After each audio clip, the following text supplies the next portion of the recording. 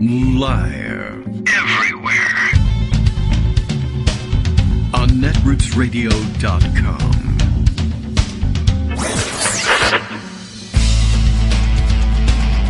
David Waldman. Kagro. In the morning. Now, here's David Waldman.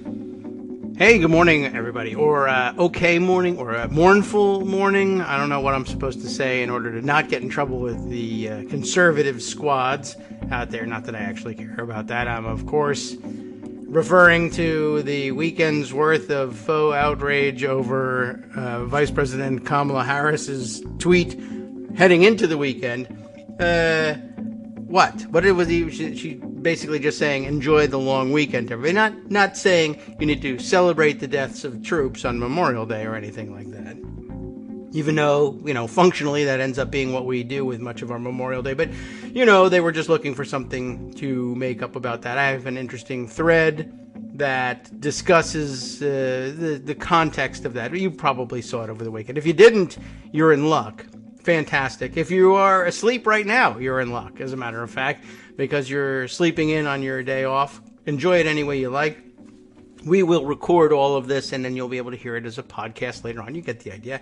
It is Monday, May 31st, 2021. This is what I do at the beginning of a show to let you know whether or not it's live or on tape from last year, although I very often will then confuse people by simply replaying the old tapes, and without any additional announcement, if I play last May 31st's tape for you, then you wake up and say, is it Tuesday? Is it, whatever. I guess last 31st would have been a Sunday, so we wouldn't have had one, but you get the idea.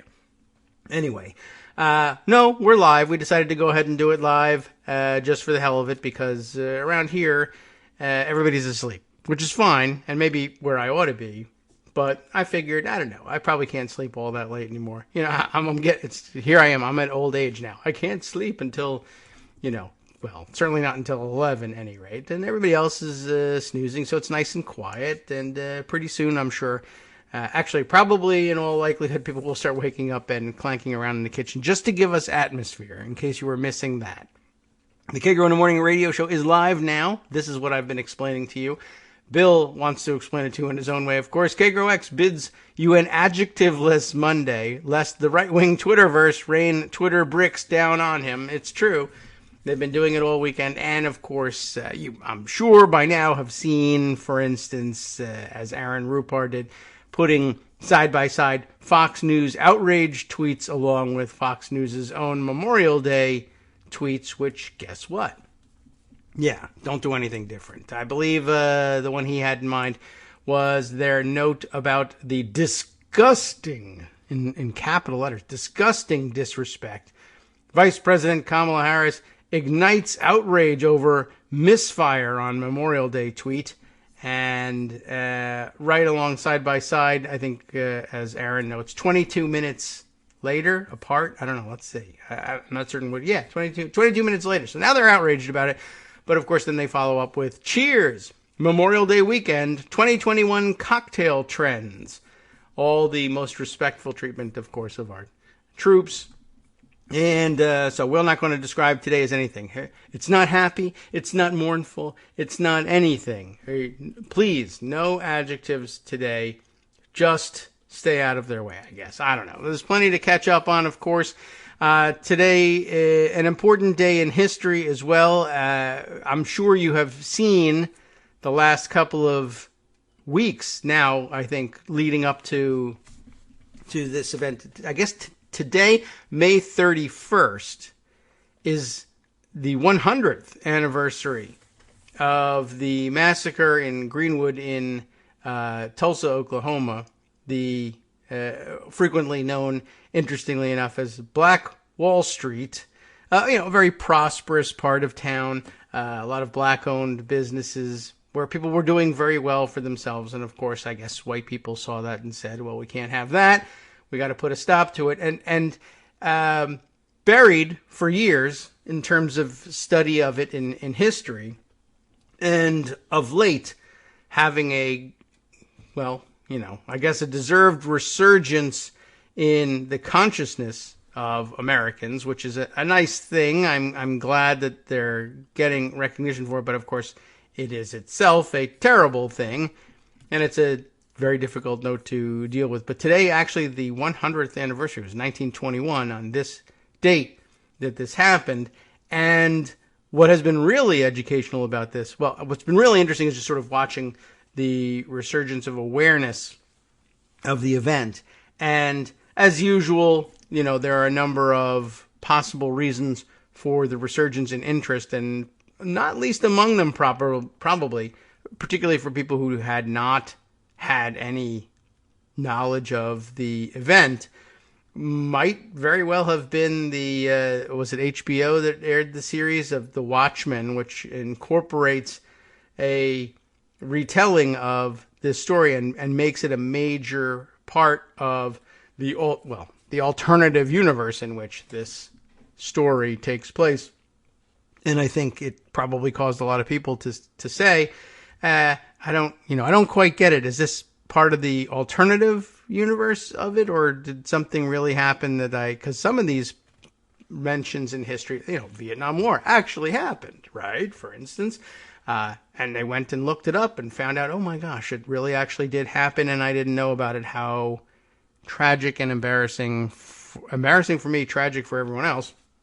And it's grown there's been an interest in it that's been growing as well, which I think is, it's belated, but okay, we'll take it, well deserved. As a matter of fact, over at the front page on Daily Kos, we have a story. Denise Oliver Velez has got her piece up on it. The 1921 burning of Black Wall Street is finally being called what it was, a massacre. Even when you got people to be aware of what happened there, there was a struggle to actually name it for what it was.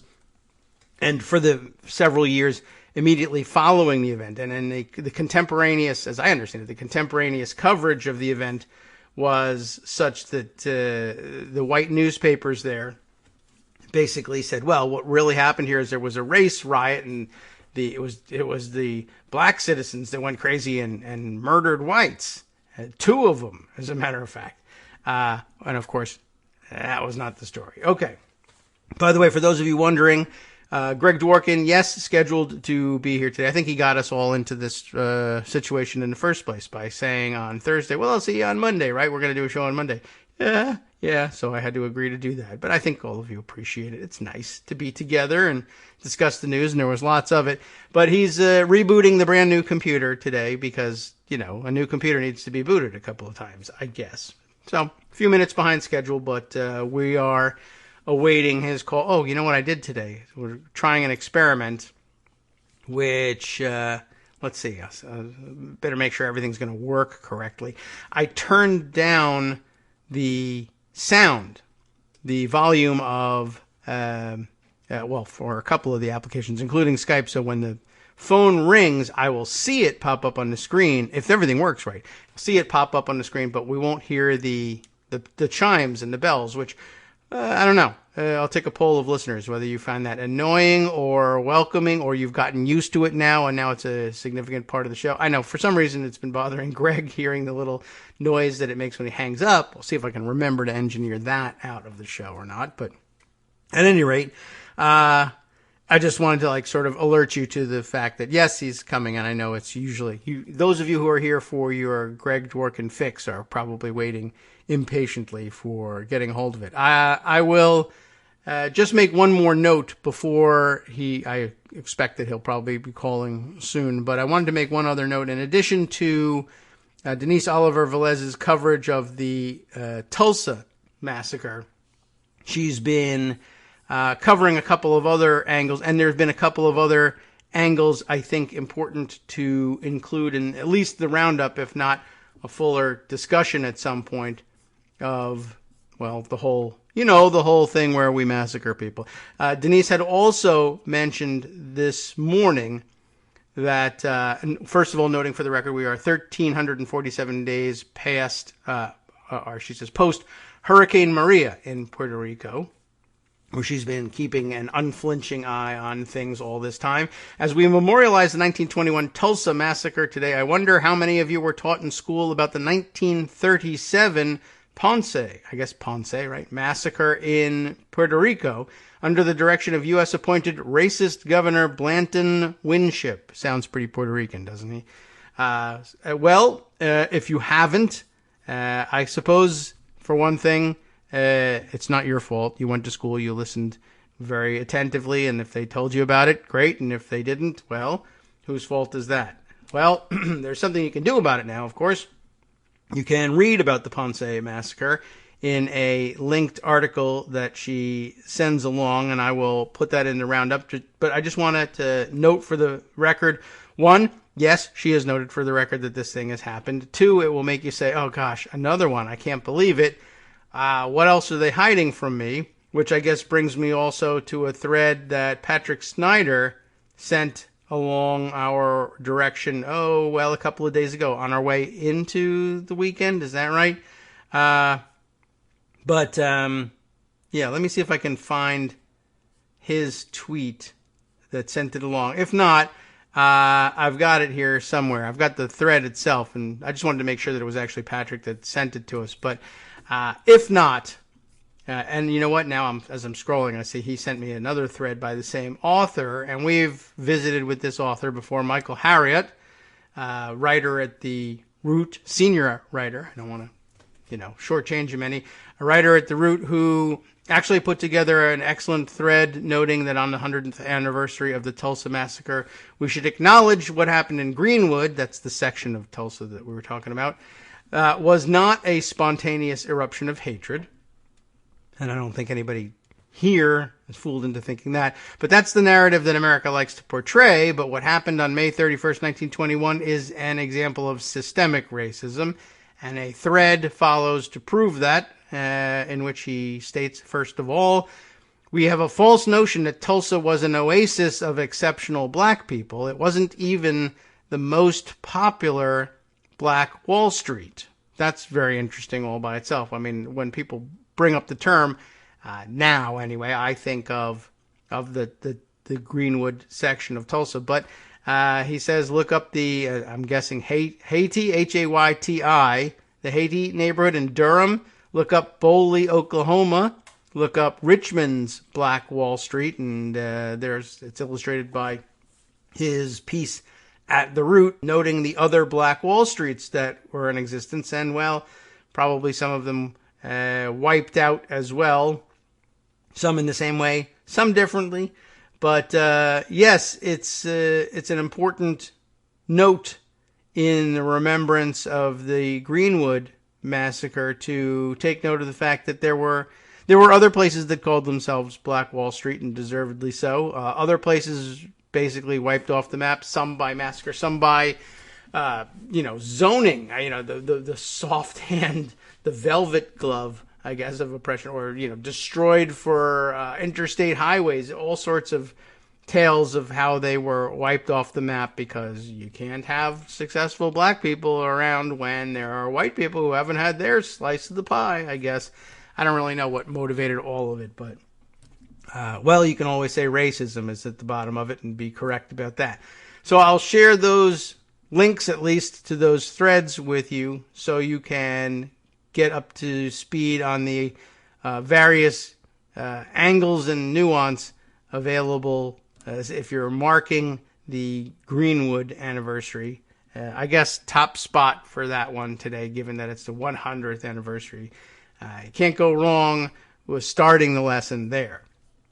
All right, as I said, plenty of other things to catch up with and round up for the weekend. Some of major consequence, some of less consequence, but are getting plenty of attention anyway.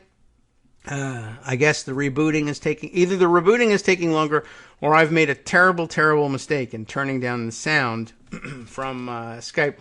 My thinking is that even without the sound coming through, whenever he calls, the alert jumps up to the front of the screen on the show computer, so I would have a visual cue. But hey, maybe I won't.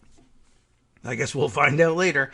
Let's see, other things happening over the weekend that deserve attention or got some, even if it doesn't deserve attention. Down in Nashville, there was a minor blip as a particularly strange and of late, I don't know, a little loopy, to say the very least, the owner of a hat company, a hat store called Hatworks, now renamed Hateworks, I guess, down in Nashville, just, had nobody around her to tell her, you're going over the line here. Become something of an anti-vaxxer, apparently, in the wake of the coronavirus pandemic. And inspired by Marjorie Taylor Greene, I guess, picked up on the line that keeping non-vaccinated people, not even keeping them out of places, but asking them to wear masks when they enter someplace, to voluntarily, actually just put on a mask to keep themselves and others safe, is pretty much the same thing as the Holocaust. As you know, we have been, perhaps you've been busy over this long 3-day weekend bulldozing corpses into mass graves, just as I have been, because we ask people to wear masks when they haven't been fully vaccinated. It is exactly the same thing. She's absolutely correct, of course. Anyway, she thought an excellent addition to her line of merchandise at the hat store would be yellow stars of David, as Jews were forced to wear under the German Third Reich, of course, during the Holocaust. Except hers would say, instead of saying Jew on them or Jewish, they would say not vaccinated, or indeed unvaccinated. I don't know exactly why the difference between the two. But anyway, she took a picture of herself wearing one on her black sweater and was quite proud of herself, holding the sweater out and making sure the camera captured exactly what it was she was wearing, put it up on Facebook, and pow, there were consequences. Can you believe it? Of course, she is outraged that there having been consequences. You're all wrong, naturally, for not understanding the true nature of the holocausting of people who are being asked to wear masks. She's doubled, tripled, quadrupled down, and Twitter, God love you.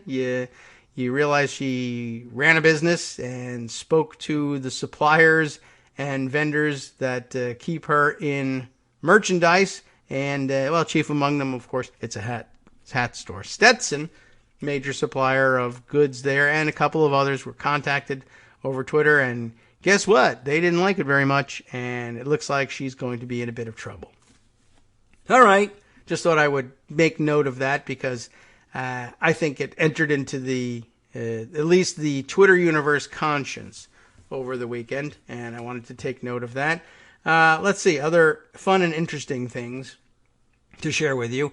I thought this was an interesting thread. Just I don't know why it would fit in here at the moment, but this is me thinking, maybe that computer isn't rebooting all that well, or maybe this whole idea about turning down the sound isn't such a good one. But I don't know. I don't see any other notes anywhere that say, hey, I'm trying to get through, but then I wouldn't if the computer wasn't rebooting. Oh, can't reboot. Okay. So that note I see. That's too bad. That's a bad feature on a new computer, Greg. But I think you know that. And I guess that's what the strange emoji with the frowny face and then the monocle is supposed to tell me. Yes. Well, I'm sorry to hear that. That sounds like the opposite of what you thought you were spending all that money on a new computer for. So I'll leave it. I'll take charge of things myself and see if I can't fill in his shoes. However, if at some point, Greg, you feel like sending any of the Rafto stories that you, the top news that you had in mind, if you will, perhaps via your phone connection, we can do that. But I don't know even if you're listening, if you haven't rebooted. But if not, I have some coronavirus news to share, and maybe we'll do that first, and I'll save the other political sciencey news for later on. And maybe, we'll see. We'll see where it takes us from there. But over the weekend, I grabbed, and Greg probably likewise grabbed, this very interesting bit of information from the Washington Post, just taking a second look at our own coronavirus pandemic problems from a slightly different angle. Meanwhile, around the world, I understand South Africa bracing for what it is experiencing as I think, a third wave of infections. Britain, likewise, and this very controversial in that they seek to follow our lead in lifting restrictions. Many states, including my own Virginia, lifting all of its mitigation restrictions on Friday, midnight on Friday the 28th, so that we now are without capacity restrictions on indoor gatherings, et cetera, 100% capacity back at restaurants, although the restaurants that I have been in, I still haven't eaten in a restaurant yet, but the restaurants I've been visiting for takeout, still social, still with the social distancing built in by closing particular tables. I think it actually just going to take the restaurants a lot of time, even if they're anxious to get back to full capacity. And I'm not certain that they all are, but those that are, and I'm sure it's the majority of them, also probably having a hard time keeping employees in there, and they got to change their workers' shifts, and they've kind of gotten used to not being around so frequently or not having so many tables operating, and they got to go around and take the signs off the tables and clean those tables up, and there's a lot of labor involved in getting back to full capacity. Anyway, we're going back to full capacity. Meanwhile, as I said, Britain also looking at possibly a third wave of infections, but determined in the government levels anyway, nonetheless, to go ahead with a reopening at the end of June. And people there protesting that, hey, we haven't actually made any of the metrics that were supposed to trigger this removal of restrictions. Are you sure you want to go ahead with this? Anyway, back here in the good old US of A, because it's Memorial Day and we want to talk about how fantastic we are. This report from the Washington Post actually came out before Memorial Day, and a alternative look at things. Basically, upshot of this story is our numbers are looking good. They're dropping precipitously. The number of cases, the number of deaths, the number of hospitalizations, well, they say it right here, has been declining in the United States. On May 26th, the U.S. case rate, or 7-day average of new confirmed cases per 100,000 residents, was lower than at any point in the past 11 months. Good, right? Well, how will the Washington Post turn it into bad news? It's important bad news. I'm not saying that they did a wrong thing here. We'll find out whether Greg thinks so at some point. Maybe Wednesday. At any rate, they took a look at things, and now I think it's probably, it makes some sense to divide the country into vaccinated and unvaccinated. And congratulations to us for reaching the point where 50% or over 50% of eligible recipients have in fact been vaccinated. I think we recently hit 50% of adults, but now that we opened it up to kids 12 and over, I think we actually have made 50% of those 12 and over at this point as well. That's having a huge impact.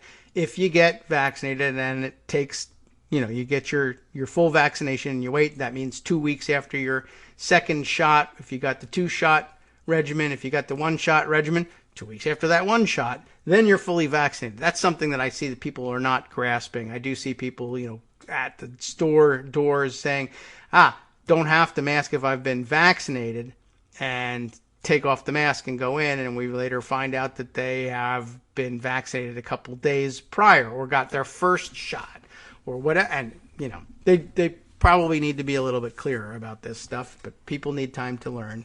Anyway, the Post piece here takes a look at, well, what about how's it going among the unvaccinated? They're still out there, and they still, and I guess according to this stat, might represent 50% of those eligible for vaccines still running around unvaccinated for various reasons.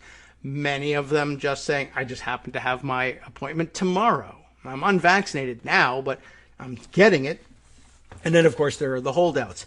As it turns out, I guess the long story short, we'll give you the details after our first break. the long story short here is, well, among the vaccinated, we're doing fine. We're doing great and all the numbers are dropping. Among the unvaccinated, basically people are contracting the virus, becoming ill, becoming seriously ill, going to the hospital and dying at pretty much the same rate as the general population back at the peak of the virus in the United States in January. So if you're unvaccinated, basically conditions haven't changed for you. But the good news of 50% of us being vaccinated, the overall numbers are dropping, but we are masking the fact that people are contracting the virus pretty much just like they used to if they're not vaccinated. And that stands to reason because it's the vaccine that protects the other 50% of us from contracting it. It's not less virus. The virus hasn't been reduced to half of its power. It's still there. And it's now just picking low-hanging fruit wherever it finds it. And guess what? If you're not vaccinated, you are low and hanging and fruit.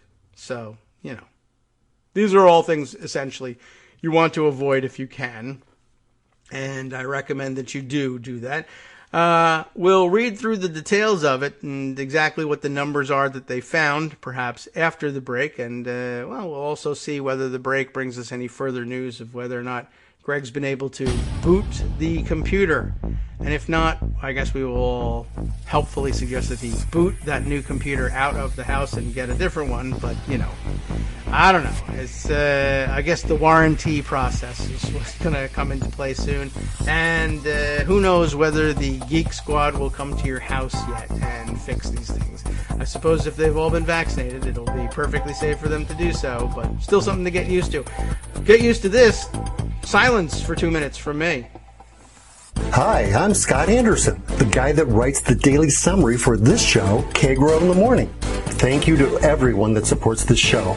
Many of you send donations through PayPal, Patreon, Square Cash, Radio Public, and so on. Some of you write your own essays and send them in, or read articles with your own commentary. We appreciate it. Now, some of you are listening to this and thinking, I'd like to help, but isn't there something I could do that wouldn't require money or effort? Why, yes, there is. You can just like us. On Daily Kos, they call it the recommend button. YouTube has a thumbs up. There are hearts and likes and love buttons. Tap our love button. Tap our love button every day. Share our shows and summaries on Facebook and Twitter, YouTube and iTunes, Stitcher and Amazon. Most of these places allow you to write a review, so a sentence or two would be great. Recommend us to social media, or tell your friends to listen to the show. You aren't just helping us, you're helping them find their new favorite thing to listen to. You could change the world. So thank you in advance from me and everybody else in the world.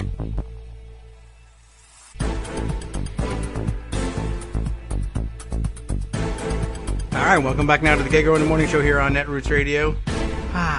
2 minutes of silence on my end anyway. I don't know what got played in your ear. Maybe even a tape of me saying that you should give us money. In which case you should absolutely go ahead and do that.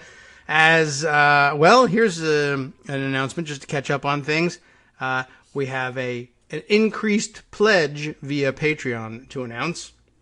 Heidi Jett, Joan Jett's younger sister, I gather.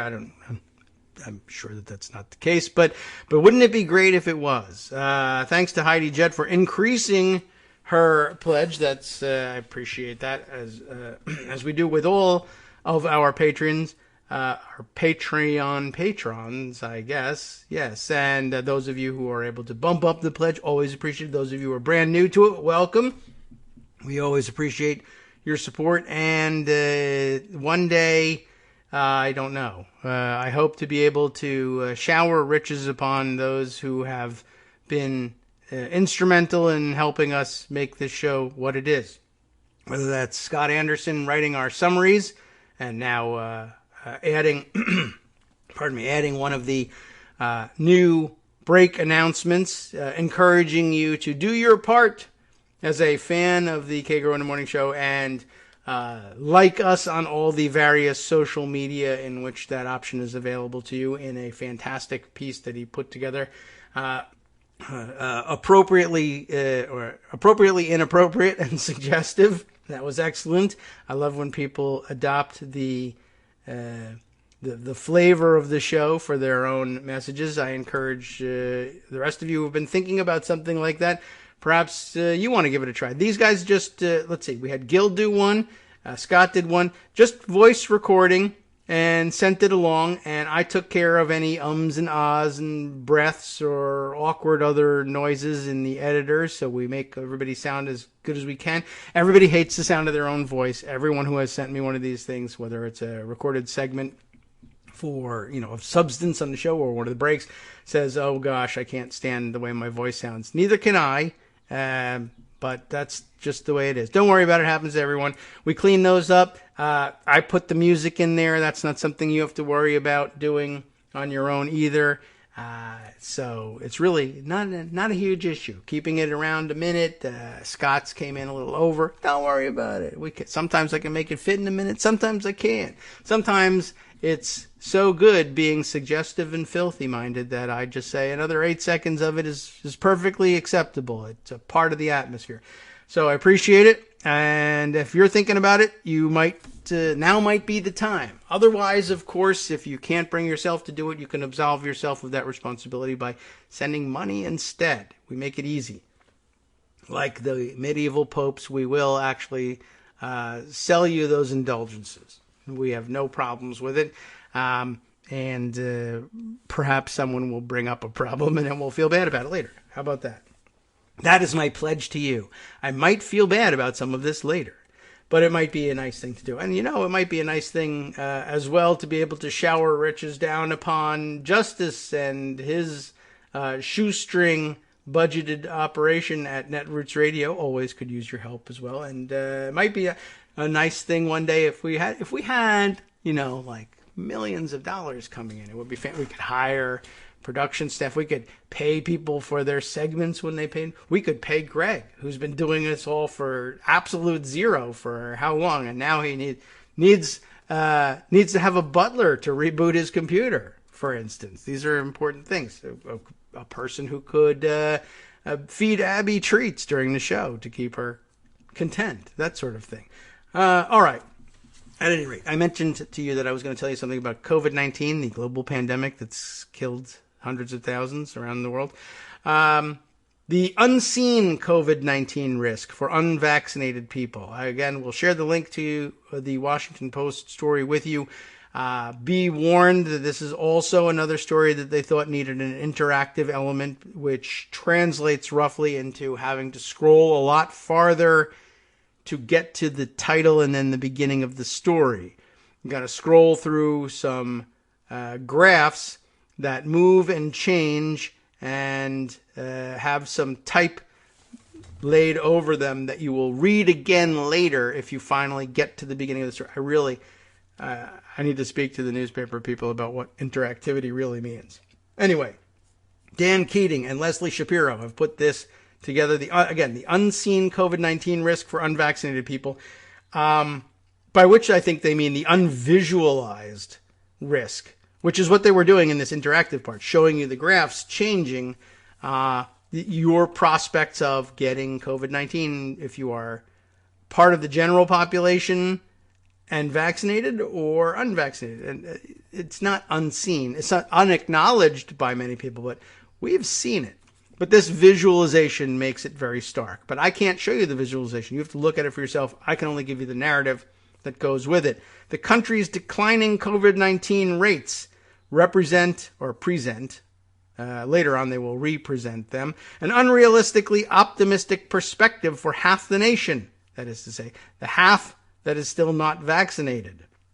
I just note for the record, by the way, that we have moved, the editors have moved us from COVID, capital COVID, all caps because, I don't know, it's an abbreviation for coronavirus disease, to all lowercase. I think we moved briefly to capital C but lowercase OVID. Now we are at the all lowercase COVID stage of the disease. We are now well familiar with it, like an old friend, and they permit us to take away the capitals on all of that and address them in the familiar form, I guess. We would be using tu in Spanish for COVID at this point. You see what I mean? If you took like Spanish 1, you know, or if you speak Spanish, you're just laughing. Anyway, yeah, but at my ineptitude. Anyway, as more people receive vaccines, it was about a disease, remember? COVID-19 cases are occurring mostly in the increasingly narrow slice. How do you like that for language? Increasingly narrow, like meteoric rise, I guess. Put that in the same category. COVID-19 cases occurring mostly in the increasingly narrow slice of the unprotected population. Scientifically speaking, duh. And now moving on. So, the Washington Post adjusted its case, death, and hospitalization rates to account for that, and found that in some places the virus continues to rage among those who haven't received a shot. The rosy national figures showing declining case numbers led the CDC to loosen mask recommendations 2 weeks ago, and President Biden to advise people to take off their masks and smile. It's problematic advice in any context, but okay. But adjustments for vaccinations show the rate among susceptible unvaccinated people is 73% higher than the standard figures being publicized. I mean, again, stands to reason, if you get the immunization, you're mostly protected from contracting the disease and certainly protected from contracting serious disease requiring hospitalization or resulting in death. But yes, in other words, if you are looking at the national rate and saying, well, transmissions way down, cases way down, hospitalizations way down, I'm safe, even though unvaccinated, you might even be thinking, I've heard about this whole herd immunity thing, and I was counting on that the whole time, perhaps, but with all these people vaccinated, there are fewer people around who can give it to me, since vaccinated people also apparently incapable of transmitting the disease, or at least, I guess, producing the viral load that it would require to reliably pass it on. Anyway, so I'm safe, but the answer is, the truth is, no, you're not, because it's still around, and if it's accumulating, particularly in aerosols, even among vaccinated people, just sort of shedding it. Normally you weren't, I guess, shedding it at high enough rates, one-on-one anyway, to give it to anybody else, but there could be plenty of people who've been colonized by the virus, I guess. So as they say, adjustments for the vaccination rates show that among unvaccinated people, 73% higher risk of getting the disease than among those who've been vaccinated. With that adjustment, the national death rate is roughly the same as it was 2 months ago and is barely inching down. The adjusted hospitalization rate is as high as it was 3 months ago. The case rate is still declining after the adjustment, and that's good news.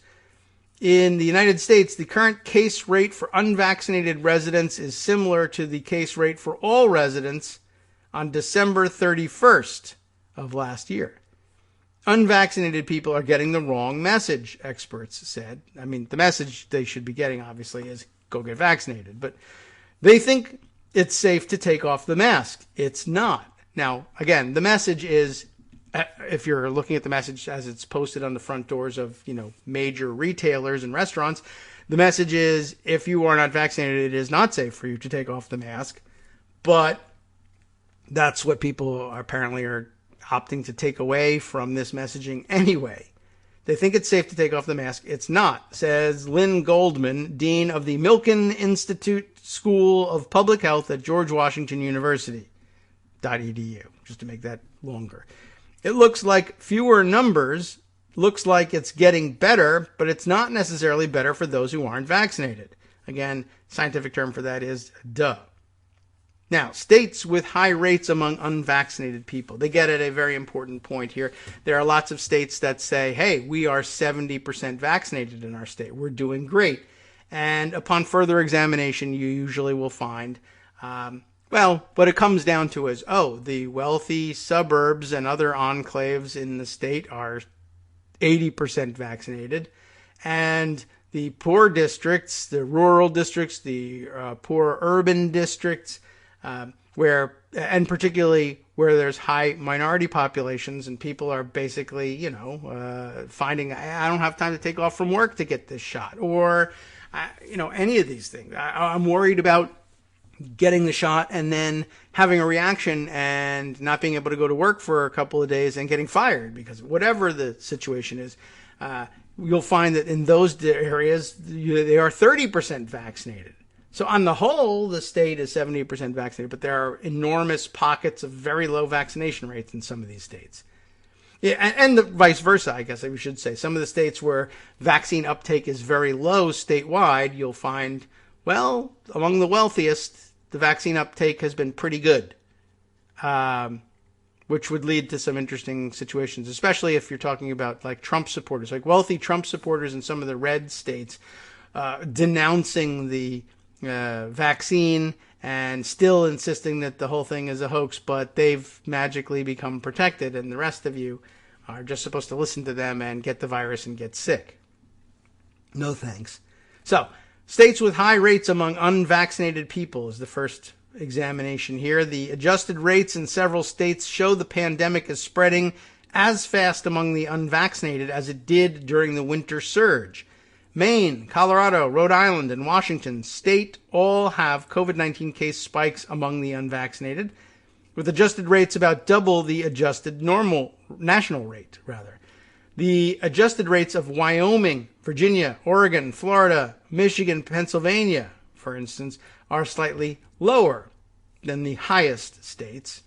Maryland, Virginia, and the District of Columbia have adjusted rates below the national average. We're also very smart people here, and we got vaccinated. In the region, however, lower vaccination rates in the black community have concentrated cases there to an extraordinary degree. Before vaccines, black people were about 1/3 of new COVID-19 patients in Maryland and half in D.C., which was bad enough. But in the latest data, black people are just under half of the new cases in Maryland and more than 80% of the new cases in D.C. Yikes. In other words, it's time to get out there with food trucks converted into vaccine trucks or whatever makes the right rounds. Or I don't know, convert a Good Humor ice cream truck if that's what's driving around. Convert anything that's driving around. And some of those places, nothing's driving around. Not taxis, not Ubers, not nothing. So I don't know how you get there, but we're just going to have to pack up trucks and move them there and hope that people don't say, I don't know who the hell's in this truck. I suspect them of malfeasance, and I'm going to avoid them. We got to find some ways, obviously, of getting the vaccine to people so that they don't miss work and in ways that they'll be willing to trust. And I don't know what that is, and we will have to ask them. And with that work, obviously, I hope is already underway. Probably should have been for the past, 6 months or so. But we'll take whatever we can get in terms of market penetration there. All right, so then next up, Oregon's current surge is driven in part by a COVID-19 variant known as B117. I don't know how you read that out other than that. But which is 50% more contagious, said Tom Jean, a deputy state epidemiologist and senior health advisor, in an interview. It is characterized by outbreaks traced to social gatherings with unvaccinated people and no masks. That can't be news at this point, right? They're at very high risk for infection, Jean said. Washington state officials say they are caught between applauding the optimism that comes with vaccination and warning everyone who isn't vaccinated that it's still dangerous. Things are getting safer for those who are vaccinated, the state's Secretary of Health, Umair A. Shah, told the Post. For those who are unvaccinated, they remain at risk. We have to make sure that nuanced message is getting to our community. How about states with high death rates? This is an interesting examination. In addition to cases, several states still have relatively high death rates. Coronavirus vaccines are virtually perfect in preventing deaths, so the decline in deaths nationally hides the steady COVID death rate among unvaccinated people. In case you're wondering, yes, we are approaching, and maybe probably haven't reached there today because there's a very big lull in reporting on coronavirus numbers over the over any weekend, and especially over this holiday weekend, which is not a happy one because of coronavirus. But sort of a slowdown in the numbers over this weekend. Still approaching 610,000 reported COVID-19 deaths in this country, according to Worldometers, is pretty significant, in case you hadn't noticed. But anyway, coronaviruses, or rather the vaccines, as they said, virtually perfect in their record of preventing deaths. So we are masking the local unvaccinated death rates with our national vaccinated death rates, or overall death rates. Michigan, Pennsylvania, New Jersey, Maine, Florida, Illinois all have adjusted death rates about 50% higher than the national adjusted rate. Maryland, and these are the adjusted rates, just the unvaccinated. But Michigan, Pennsylvania, New Jersey, Maine, Florida, Illinois, Florida, gee whiz, why? Having considerably more trouble. Maine, New Jersey, Maine, how did you get in here? I don't know. New Jersey, embarrassing, of course. Illinois, whatever. Of course, they'll say Chicago, as though that meant something. That's usually about guns. 50% higher than the national adjusted rate of just unvaccinated folks. Maryland's adjusted death rate is above the national average. D.C. and Virginia are just about at the national average. Looking at the death rate is not a good measure of the current spread of the pandemic, experts said, because why? Everybody, Greg taught you. It is let's make it like match game 21 here. It's a blank indicator. A blank indicator. Now we play the music and everybody says, what? Well, the real answer, of course, is, a lagging indicator. People dying are usually infected at least a month earlier, which means deaths don't reflect current community spread of the disease. The steady adjusted death rate, however, shows that unvaccinated people are not getting safer yet. Next up, the people most likely to end up in the hospital. Experts often point to hospitalization rates as a critical measure of the pandemic because they reflect people getting very sick and aren't dependent on how much coronavirus testing a community is doing. When current you don't have to have had a test to show up at a hospital sick. All right? That's why. When current hospitalizations are spread across only the unvaccinated population, D.C. and Michigan have rates about twice as high as the adjusted national rate. Pennsylvania, Maryland, Florida, Rhode Island, again, Rhode Island keeps showing up in these things, not sure why, have rates about 50% higher than the adjusted national hospitalization rate. Virginia's adjusted rate is below the national average. And I guess maybe the difference, again, is Virginia has a tremendous population of high income, high education. It's the federal government being in Washington, D.C., and many of the federal employees living in D.C., Maryland, close in Virginia, that does that.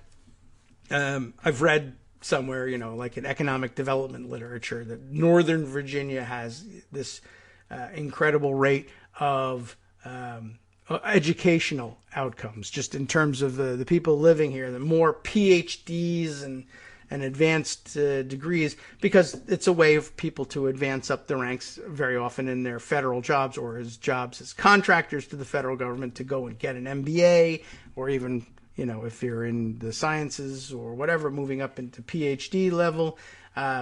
It's an advancement technique. And so there's an awful lot of education here, and education, I guess, apparently coordinating with the willingness to believe the science and get vaccinated and want to live because you're living a relatively nice life.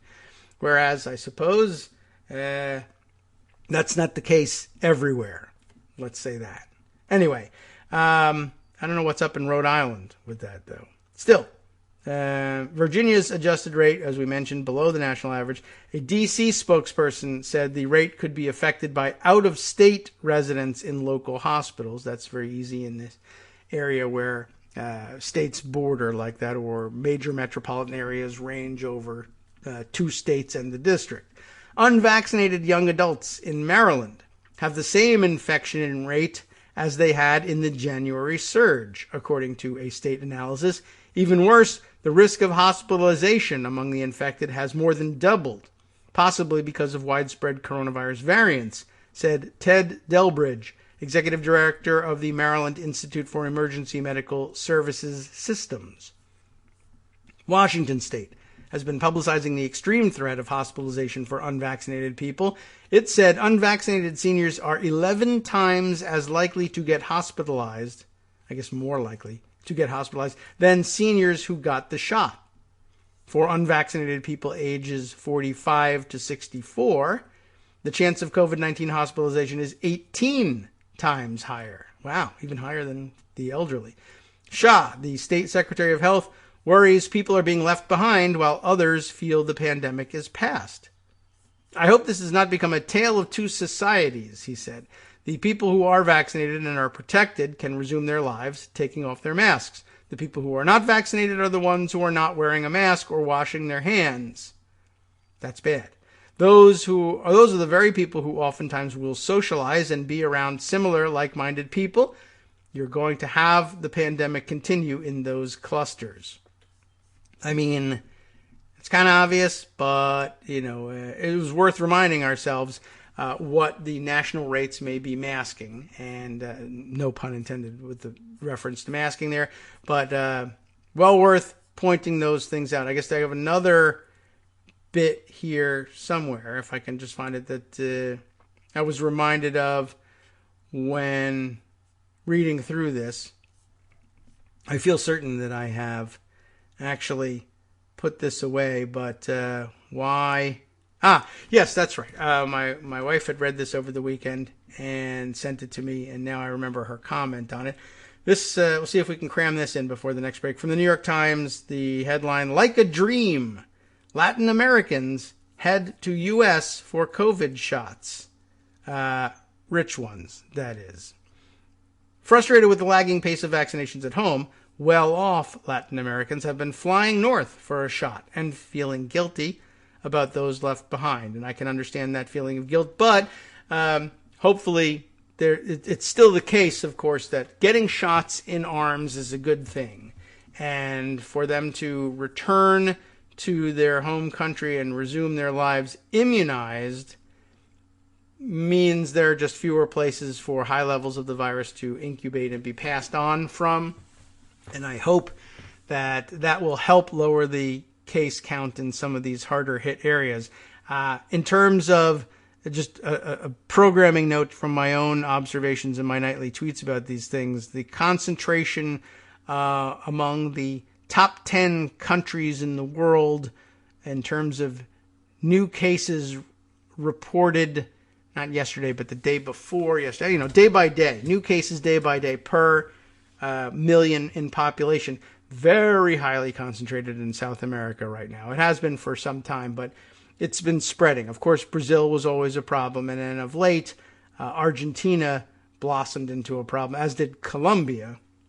But it's now spread to Uruguay, Paraguay, Chile. It's everywhere. I mean, well, the rest of South America, and getting up into the what's this? The shield area, as I think they call it, above Brazil, where Guyana and French Guiana and Suriname are, and they are showing up. French Guiana very early on had a huge surge in the virus, not so much of late, but Suriname now replacing them.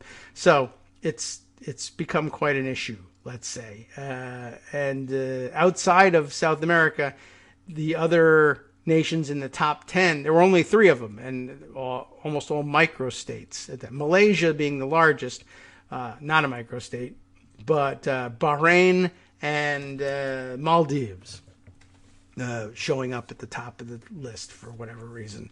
Okay, so now down to this story about basically vaccine tourism. Where do you think the folks from Latin America might be flying into in order to, one, get into the country easiest, and 2, get access to COVID vaccines, which are pretty tightly controlled in some places. But to have easier access to it, they're flying, of course, to Miami, major international airport hub, and, of course, part of wild and woolly Florida, where the governor seems intent on doing everything he can to adopt the Trumpiest possible positions on all of this stuff. But it was very early on loosening restrictions on who could get the vaccine in Florida, where other governors took more conservative approaches and said you can sign up through a state system and come and get these things and make appointments. Florida did away in many cases with the appointments and scheduling very early, and where other states were very early on controlling the distribution of the vaccine by age and trying to get the elderly population vaccinated first because they seemed to be the most vulnerable. They removed their age restrictions very early.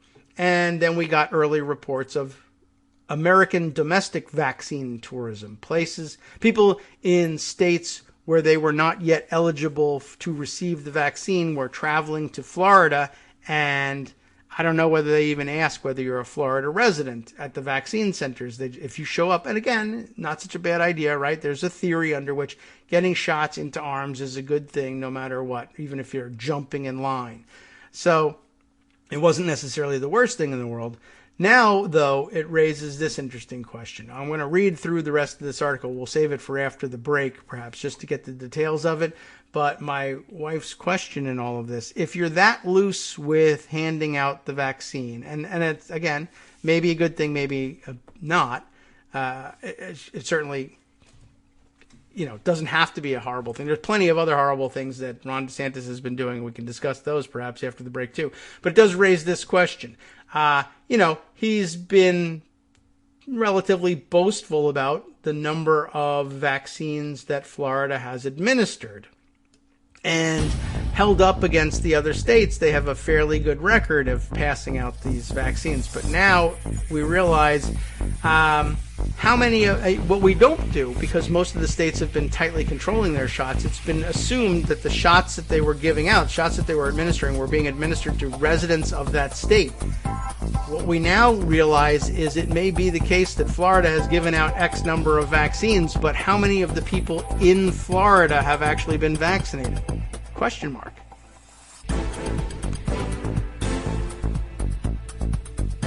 All right, welcome back now to the Kagro in the Morning Show here on Netroots Radio.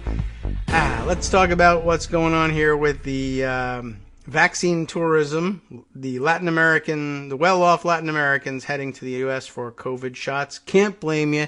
And what the hell? Come on in. Really, honestly, we should be shipping the shots to you. Not fair that the wealthiest are getting them first. That's obviously an issue. But again, at some level, I think getting shots into arms has got to be helpful on some level. We could be more helpful if we went there and vaccinated people who couldn't afford to come here. But this is the reality. But this also raises some interesting questions about what's going on in Florida. Maybe it's not all in Florida. Let's see. The story reported in the New York Times by Ernesto Lodogno, Daniel Politi, and Santi Carneri, if I've got that right. And datelined in Rio, Florencia Gonzalez Alzaga, a photographer from Buenos Aires, hatched her plan to fly to the United States for a coronavirus vaccine after the subject came up in her Zoom book club. Juan Pablo Bojaca, a Instagram influencer from Colombia, boy oh boy, who specializes in frugal travel, urged his 137,000 followers to give it a try, posting a step-by-step video guide that showed him clearing passport control in Miami. All right, that's helpful, I guess. I guess you still have to have a minimum amount of money to be able to do these things, but at least he's trying to help other people get there. Jose Acevedo, a real estate agent in Paraguay, was stunned by how easy the whole thing was in Las Vegas. How about that? I hadn't thought about that as a destination. Frustrated with the lagging pace of vaccine campaigns at home and seeing a surplus of doses in the United States, true, right? It's okay with me, where tens of millions of Americans have opted not to get inoculated. I'm for saving smart Latin Americans faster than dumb Americans, I guess. I favor the smart. or in this case, the wealthy. That, I think, is perhaps less acceptable. Obviously, I favor rescuing the wealthy. But look, if you can get here and you can get the virus, I'm not going to deny it to you. That's the bottom line. I don't think that makes any sense for anybody.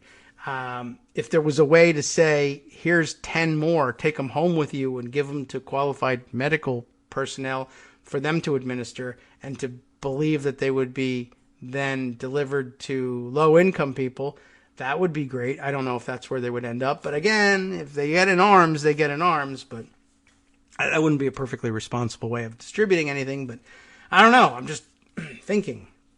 I wish there was a way to, distribute some of our surplus a little more quickly.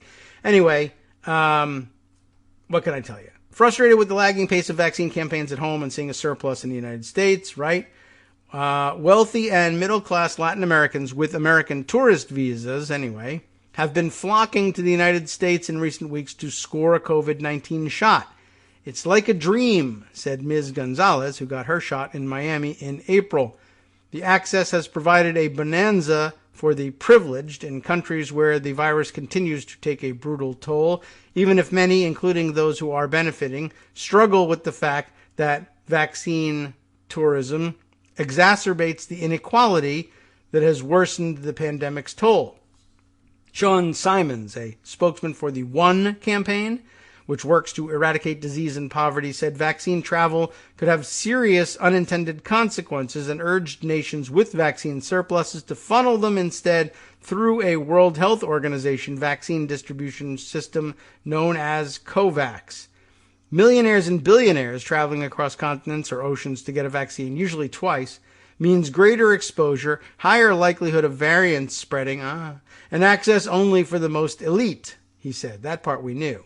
But the first two, good points. The Biden administration said this month that it would give 80 million vaccine doses by the end of June to countries that are scrambling to vaccinate their people. And guess what? Even more important than all of this is that Greg's computer has actually rebooted, so that's good news. And let's see, requesting permission to call in, essentially. And let's give a thumbs up to that and say, yes, we'll accept his 10 o'clock hour contributions, and maybe everything is in order to go ahead and do that since it's a holiday and he has not got elsewhere to go. I turned the sound back up thinking that I had somehow jinxed things before, and then lo and behold, when I did turn the sound back up, the computer rebooted. So I guess that does have something to do with it. There, it's obviously a cause and effect relationship. Good morning, Greg. How are you? Good morning. So I've been having some computer rebooting problems. Yeah. Well, what size boot does it wear? You didn't find that out. That's the problem. My shoes just don't fit. Mm-hmm. I can't possibly fill these shoes. Reshoe a horse and reboot a computer. Something like that. All right. But here we are with a couple of frantic calls to the Apple folks who were very, very good over the phone about walking me through zapping prams and restarting a whole bunch of other acronyms I can't even remember anymore. But it's working. Good. That's nice to know. And Apple at that, it's not really great publicity for them. But hey, what can you do? When something goes wrong, they help you. So that part That's is good publicity. And they were, even on this Memorial Day, which we should acknowledge, I see all this flap about things that Kamala Harris said. Mm-hmm. Right. And what's so weird is she said something about have a happy long weekend, and folks were pseudo outraged. Yes. About the fact that she didn't properly respect the whole reason why Memorial Day was there. Forgetting about the fact that the former guy called everybody who died in wars losers and so on and so forth. Not the same outrage. But the other side of the coin is that the very same people who were complaining about it, generally, a lot of them could be found to have tweets, which you could look up online, which said things like, have a nice long weekend. Yes, or happy as holidays. If being polite is somehow or other not polite. And obviously, to me, the reason that this is happening is because, she's a black female. Yes, that is definitely chief among them. Because I think, actually, President Biden tweeted something or had tweeted on his behalf anyway, a similar sentiment, and I don't know, no one was outraged about that one, but hers was first. They jumped on it first. I do have a thread somewhere that I thought explained things very well, but we'll get to that later on. So, I think the big news outside of that and the usual news, yes. The pandemic and January 6th not going away, and of course, Democrats walking out in the Texas legislature, at least temporarily preventing a very ridiculously restrictive voting bill to be passed because now they don't have a quorum. Right. But the governor threatens to call a special session. It's just that you can't sneak it in anymore. Yes, that was the main thing. Not only was it a very repressive, voter suppression bill, but they aimed to do it overnight on the weekend and minimize attention to it, including, I think, throwing reporters out. And one of the things they did was block overnight and weekend voting. Yes, while they voted overnight. While they voted overnight and on the weekend. That because, of course, overnight and weekend voting is rife with fraud, which is why you had to walk out. About that, because clearly it is. Yeah, at least when they do it, it is. So, right. Projection but, again. The big news that I've been trying to follow because it's almost impossible is what's going on with Israeli elections. Oh, well, elections. They're not having an election. That's right. They're still trying to work out the last one. Yeah. Which is like the last four or so before it. The thing is that Bibi Netanyahu couldn't form a government, so it turns out Naftali Bennett How is government and formed? Yair Lapid may do a center-left-right coalition to kick Netanyahu out, and he's furious about it. Center, left, right. Yeah.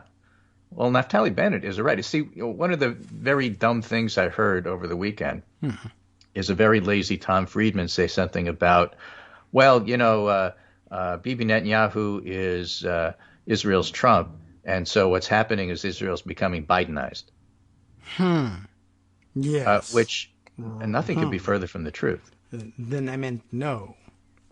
What's happening is that since, 1978, something like that, the right wing plus religious parties have basically run Israel. Okay. And it's why, for example, ultra-Orthodox kids don't have to serve in the army, whereas everybody else does. This is one example. Okay. Yes, one of the things they do for themselves. So they're the people that have supported the settlers plus the ultra-Orthodox have supported Netanyahu. He's their guy. I guess so. And they haven't backed off from him, but their allies have. Because he's basically thrown each one of his erstwhile allies in order to cobble together a government under the bus at some point. And so they've had it with him. So the reason Netanyahu won't be the next prime minister as of next week is his right-wing allies have deserted him. That's not the Bidenization of Israel by any stretch. No, I would think not. It's a ridiculous comparison. And I'm giving you a layman's description of what's going on in Israel because it's way too complicated for anybody truly except an expert. That's why I'm trying to read the Israeli papers and try to get a sense of what's going on. Here's Haaretz today, for example. 2 days before deadline, Lapid says Israel can enter a new era without Netanyahu. Yair Lapid has looked like a statesman. Naftali Bennett, whose career on the right appeared to be over, but he's a secular rightist. So the Orthodox don't like him, and he doesn't get along with them, so those parties won't align with him. All right. Has also, done some remarkable statesmanship in terms of giving up things, Lapid in particular, because they're going to apparently have a rotating prime ministership here. And Lapid has given up the opportunity to be prime minister in order to make sure that Netanyahu's out. Okay. And so this is more about getting rid of Netanyahu than it is changing Israeli society. Oh. All right. I mean, it may end up the same society, but just without him. So here's another article from Haaretz. Netanyahu is bankrupt, and everyone in the business of politics knows it. I mean, that's probably really more to the point in terms of what's going on here. Okay. The man who introduced fraud and deception into Israel's political lexicon accused Naftali Bennett, of cheating his voters. That is to say, when Naftali Bennett ran and didn't get very many votes, he realized, Bennett did, that taking an ultra hard line against Palestinians wasn't the ticket to do better with the electorate. It was actually, trying to improve the economy and, doing the bread and butter kind of stuff. And so at some point, everybody has said something. So at some point, I think he said he would not align with the left at all in order to do anything. And, Netanyahu forced him to. Okay. And so now Netanyahu is accusing him of cheating his voters. But, let's just read from this piece a little bit because I think it's pretty good. Netanyahu ought to ask himself, how is it when he stood on the virtual street corner and offered the premiership to every passerby, nobody took it? Gideon Sa'ar, Naftali Bennett, Benny Gantz, Yair Lapid all received generous offers, astonishing, as Netanyahu put it, but they all laughed in his face or in those of his envoys. The problem wasn't the offers. They were indeed fantastic. The problem was the person making them. To borrow from economic jargon, Netanyahu is bankrupt, radioactive. Aside from the ultra-Orthodox and the racist right, which still cling to him, none of our political leaders are interested in doing business with him. His promises and agreements are worthless. His word isn't his bond. The man who introduced fraud and deception into Israel's political lexicon excoriated Bennett Sunday night, accusing him of cheating his voters because he violated his promise not to join a government with Lapid. He signed the document, shouted the saint in the prime minister's office who rode roughshod over the coalition agreement he signed before the ink was even dry. Then he had a prime time speech and basically lost it and started yelling at everybody. And that's where things stand. So, welcome to Israeli politics. Okay. Well, some of that stuff is Trumpy, but not all of it. A lot of it is Trumpy. So, we get that part. And then he went on to make the case that, the Iranians must be delighted with this because basically only I can stop the Iranians from whatever, getting a nuclear weapon, taking over the world, whatever it is he thinks he's the only person. Winning Eurovision. Can do. Yeah. And then excoriated Biden and saying he's just like the Iranians, no good, only I. And it's all personal cult sort of stuff. A lot of it driven by the fact that once he's out of office, then he gets to continue his corruption trial. Yeah, that's Trumpy too. That's Trumpy too. So as far as that goes, that is big news, and probably not well enough covered here in the United States, but certainly well worth watching. Okay. Over in Germany, by the way, speaking of international news, the Green Party candidate for the replacement of Angela Merkel is actually doing very well. Oh. So that's something to keep an eye on as well. All so right. A lot going on around the world. And, certainly we tend to focus on domestic politics, not just on the show, but when I write about politics on Daily Kos and in general. We tend to focus on domestic politics, but these are a couple of stories that I think are just well worth, keeping on your radar. Okay. Then you won't be surprised when things come up. I am willing to do this. Good. So I got a story for you. Okay. And I'll probably stick with you through the 10:30 hour and then make some final configurations on my newly working computer. Excellent. All right. This one is from CNN, Harry Enton. And talks about a topic that we've talked about on the show a lot. And it's just so interesting to see it get covered this way. Biden is getting a big bounce with Hispanics, says the article. All right. Okay. Hispanic voters were one of President Joe Biden's biggest weaknesses in the 2020 election, although sources differ on his margin. Biden's advantage with Hispanics was the worst for a Democratic presidential nominee since 2004, even as he had the strongest performance overall for a Democrat since 2008. Now, he did well overall with Hispanics, just not as well as expected, and certainly not as well in certain places like South Texas and South Florida. Right. We talked about that on the show a lot, and of course the question is why. A look at recent history and polling reveals, however, writes Harry Enton, that Biden may be primed for a comeback among Hispanics for a simple reason. He is now the incumbent. Okay. Take a look at Gallup polling during the Biden presidency. Aggregating all the polls it has conducted so far in order to get a large sample size, Biden's approval rating with Hispanics stands at 72% compared to 55% overall. And by the way, 55% isn't bad in this hyperpolarized environment. Yes, right. Okay. That 72% is a clear improvement from how Biden did in the election with Hispanics. Biden won 65% of Hispanics according to network exit polls. Estimate from the Democratic firm Catalyst, which lines up well with what we saw in pre-election polls, had Biden taking 61% of Hispanics. So this Gallup poll suggests Biden's support may be up anywhere from 7 to 11 points since the election. Okay. Okay. Yes. And he's had a disproportionate rise in support from Hispanics. And the 20-point gap between how Hispanics and adults overall feel about Biden is wider than the last Democratic president saw in his first months on the job. And the question is why?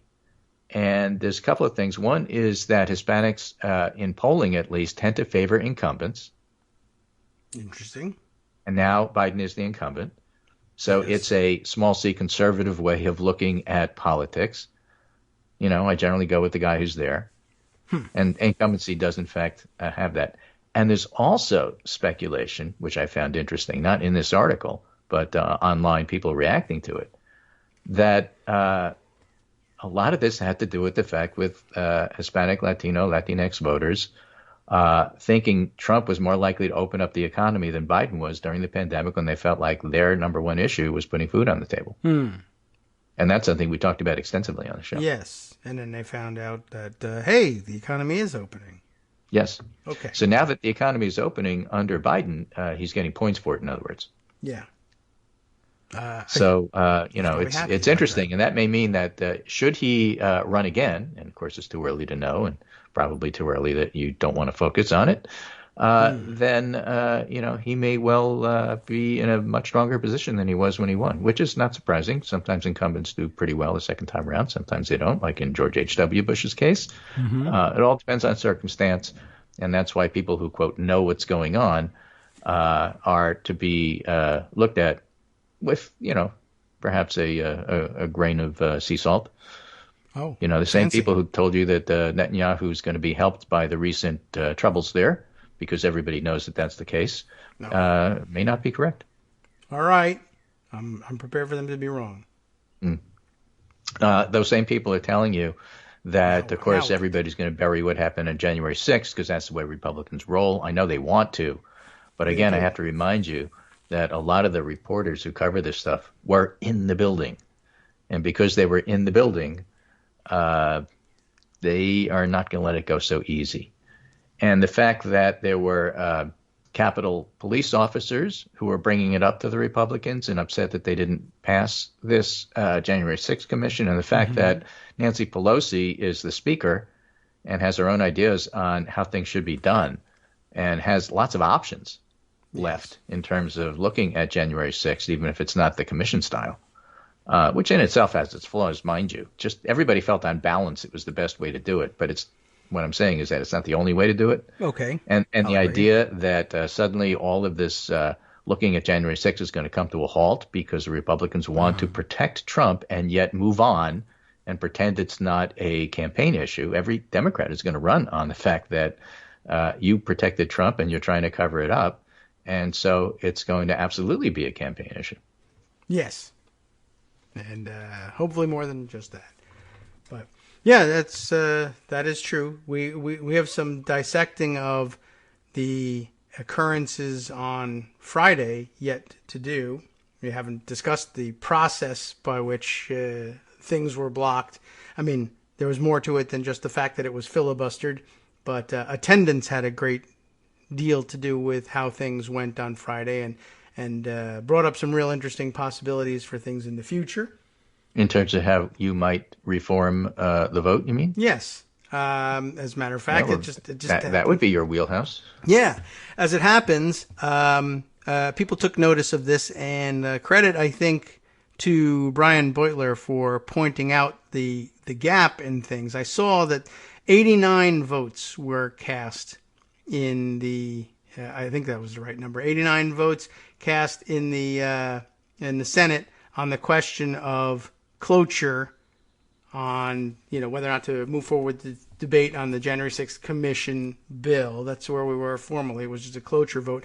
And though there were 54 votes in favor of cloture. We all know that it takes 60, and that it takes 60 affirmatively, 60 to do it. It's not just 60% of those present and voting. We went over, I think, in the past about 100 times why that is, that it requires now 3/5 of the senators duly chosen and sworn to vote in favor of cloture, and that's 60 at a minimum. But the vote, having been delayed by Ron Johnson's antics, fell on a Friday, and of course a holiday weekend Friday, and people were doing the absolute wrong thing, getting ready to enjoy their weekends and leave, and I guess a bunch of people left the Senate behind, including a lot of criticism for Kyrsten Sinema, who says and Patty Murray, who were the two Democrats, who say they would have voted in favor of cloture, but then other people pushing back. Sinema got more grief because because people are mad at Sinema. Right. Just the same way Harris got more grief than anybody else because people want to be mad at Harris. Yes, that's true. And, others pointing out, even if they had been there, there would have been 56 votes in favor of cloture, and that still doesn't invoke cloture. 57, because Pat Toomey missed it and said, I would have voted for it. Right, that too. And so there was an opportunity also to capitalize on the small but somewhat significant, politically symbolic at least, number of Republicans willing to vote for cloture to get this thing forward and then presumably pass the bill. But still 57 as opposed to the 60 that was needed. So that's one issue. But another was that there were... Well, and I think it was Norm Ornstein who said, what you really have to do is make it so you need 41 no votes, not 60 yes votes or whatever. Right. That's one suggestion. There were only 37, so it would have passed. Right. The other thing that got pointed out was there were 9 Republicans missing, and they were missing because they knew that there weren't 60 votes to be collected, whether they were there or not. So in other words, the very painless way that filibustering now takes place, just say we're going to block the bill, and then if they have a cloture vote, so long as you know that the proponents of a bill can't gather 60, there's no job for you to do. There's no, Mr. Smith goes to Washington situation. And people have been saying, we need to have a talking filibuster so that we can force this thing. One of the things we might need to enforce is that if we can't get to a talking filibuster, we should at least have a yes, you have to stay here and vote filibuster. One way of doing it is, as Norm Ornstein suggested, changing the rules. But changing the rules still requires holding one of these votes on the nuclear option. But one of the things that happened with the numbers on Friday, with 9 Republicans missing, you had an opportunity there to say, well, look, someone could have stood and done this and said 54 votes in favor of cloture, 39 votes against cloture. Now, I'm aware of what the current interpretation of the rules is, but I appeal the ruling of the chair that cloture has not been invoked. You say it hasn't been invoked because it requires 60 votes, 3/5 of the Senate duly chosen and sworn voting in the affirmative on the question of cloture. I say it really only requires a majority, just like it does for nominations. I appeal the ruling of the chair. The chair would have said, I'm sorry, but that's the way the rule actually works right now.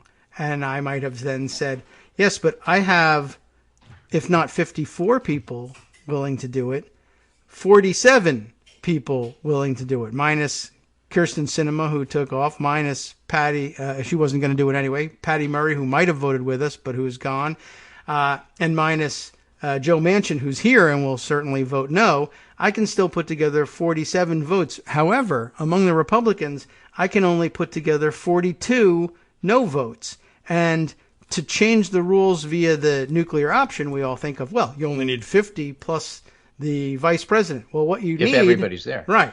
If everybody's there. What you need is a majority. That's it.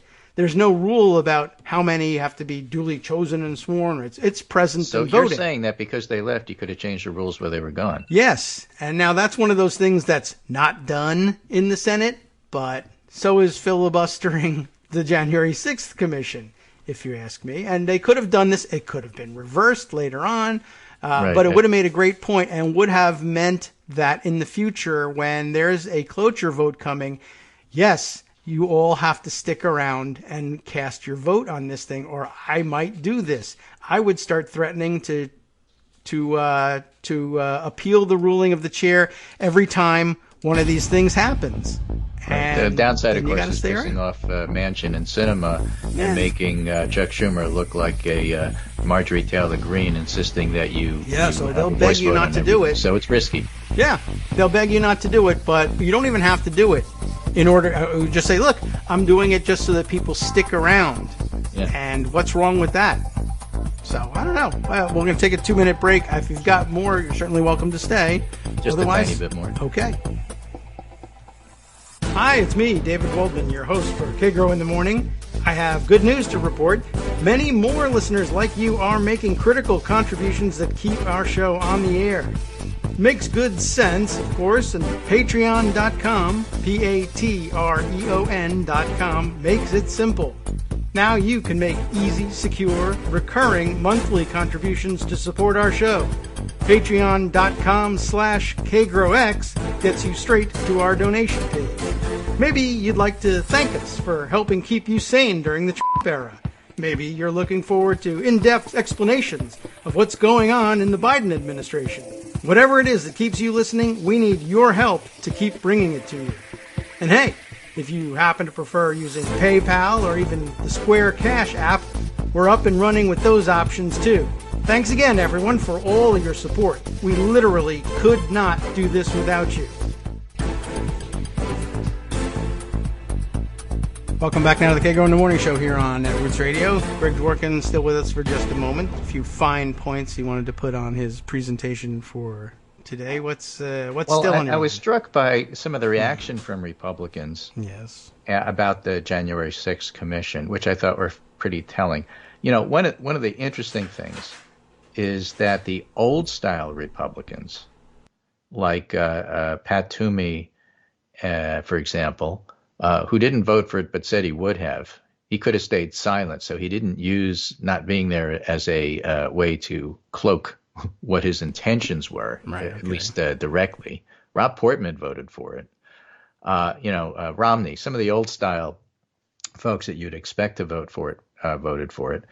And some of the, shall we say, more colorful Republicans who voted for it were rather upset with what was going on. Okay. The first one I want to highlight is Lisa Murkowski, who delivered basically Liz Cheney-style pointed remarks about her fellow Republicans. Okay. She told reporters that the decision facing senators is about more than just one election cycle. She said they don't want to rock the boat, Republican senators who oppose the commission. They don't want to upset. But again, it's important there be a focus on the facts and the truth, and that may be unsettling, but we need to understand that. Okay. And asked whether she's concerned that voting in favor of the panel might doom her own re-election, she said, I can't think about that. She said the choice facing Congress is about more than one election. To be making a decision for the short-term political gain at the expense of understanding and acknowledging what was in front of us on January 6th, I think we need to look at that critically. Is that really what this is about? Is everything just one election cycle after another? That's pretty much directed at Mitch McConnell. Okay. Good. Right. And right after the attack, she said, I want him to resign. I want him out. He's caused enough damage, talking about Trump. So she was one of the vote to convict. So, hers is fairly straightforward. I think in many ways, one of the interesting reactions is that Susan Collins was also very upset that the vote didn't go her way. She had tried to make some changes to staffing, some minor tweaks that perhaps would attract a few more Republicans. Were they actually and Chuck tweaks? Schumer wasn't nice to her. And so she was terribly upset, but she was upset at Chuck Schumer. As if her mild, minor tweaks were important in any way, shape, or form in terms of how people voted. And I looked at that and I said, that's weird. Why would she blame Chuck Schumer? I mean, I get that she's a Republican, so you have to blame somebody. But as I was looking up, the quote or quotes that she had about blaming Schumer directly after the January 6th vote, I came across none of that. I came across a whole bunch of stuff from March 10th, 2021. which I thought was pretty interesting and puts in context why she's blaming Chuck Schumer. Because on March 10th, 2021, an apparently decade-old feud between Schumer and Collins was festering, according to this New York One article. Schumer says working with Collins in the past was a mistake, and the Maine senator calls the comments bizarre. This is an interview that Schumer had with Anderson Cooper. Could Democrats have done more to gain some GOP support for Biden's COVID package? The bill passed. The Senate with a 50-49 party line vote, and this was right before it was approved by the House and then signed. And Schumer said, no, we made a big mistake in 2009 and 2010. Susan Collins was part of the mistake. We cut back on the stimulus dramatically, and we stayed in recession for 5 years. And so many people Collins think got so. upset about that. But Collins and Schumer have been fighting for years, apparently. They don't like each other. And so naturally, when the request that a commission be created failed, whatever the technical language is for it, she blamed Schumer. Sure, why not? Even though the problem was her fellow Republicans. Yeah. Who would not have gone along with it even had she, and she did. Schumer gave Collins what she wanted in terms, this is one of those, Murkowski gets what she wants and then votes no. Collins got what she wanted in terms of the staffing issue, but when Schumer brought the question to a vote, he said Republicans are blocking it and you're not looking very good. And she got very upset that Republicans are called out for voting no, which in fact is appropriate because they all voted no, except for those. Yeah, she's supposed to say not all Republicans, and then whatever. So naturally it was Chuck Schumer's fault because he actually had the nerve to get to the floor of the Senate and speak the truth. And that was very upsetting. Deeply concerned, she was. Deeply concerned. So it's so weird to watch the two of them vote the same, but take totally different approaches in trying to describe what's going on. Yeah. Well, that'll happen. Right? Murkowski said, my fellow Republicans are really terrible, and they're terrible people, and they didn't do this, and they should have done this, and this is so much more important than winning the next election cycle. And Collins said, I tried to be bipartisan. I went so far as to offer amendments, which the Democrats accepted. I'm like Kevin McCarthy. I can't believe they accepted what I offered, and now I'm really pissed at them. Yeah. What? All right. And you look at that and you go, what? What is going on here? Yeah. I don't know. She's got an act, and that's it, I guess. It's her shtick. She does it. She's got she's a one-trick pony, but it works for her. And, so, again, people are not so mad at Susan Collins, but she's trying to get them mad at Chuck Schumer because I don't know why. Just whatever. I don't know. That's her thing, right? She does. She's playing both sides. What an independent. So there's infrastructure that's up for debate at this particular point, and again, as you pointed out, playing hardball with making people show up for these votes. Yeah. Cinema and Manchin still have the tie casting vote, so to speak, in terms of whether stuff goes through reconciliation. So you got to be careful about that stuff. Yeah. And, Susan Collins, frankly, doesn't matter. Yeah. So she can rant all she wants to. But Murkowski's comments are the ones that are going to stick. Nobody's going to remember that Susan Collins was mad at Schumer. People are going to remember what Murkowski said about the Republicans under Mitch McConnell. Yeah, I think so. Why are they going to remember that? Again, I have to remind our listening audience, the people who report these things were in the building during January 6th, and they are not letting this go. Well, good. Nor should they. I mean, Nor should they. But, that's remember the old adage about the news is what happened to my editor on his way to work today, or her work today. Sometimes it works in our favor, or our being like regular people who say, hey, this is an important thing, and the media is dismissing it. Well, good. Not this time. Not this time. So, there'll be sites like The Bulwark, which will keep up the information going. I found this Sahil Kapoor, as we were talking, going back to the original presentation about Harry Anton's talk. Oh, yes. There's evidence, Sahil writes, that one reason Biden underperformed is many Latinos are more afraid to lose their jobs and get sick during the pandemic and saw Trump as likelier to open the economy. These gains are consistent with that theory now that things are reopening on Biden's watch. But again, listeners to the show will be very familiar with that theory. Yep. Because I espoused it. Oh, right. You're the espouser. I'm the espouser. I guess.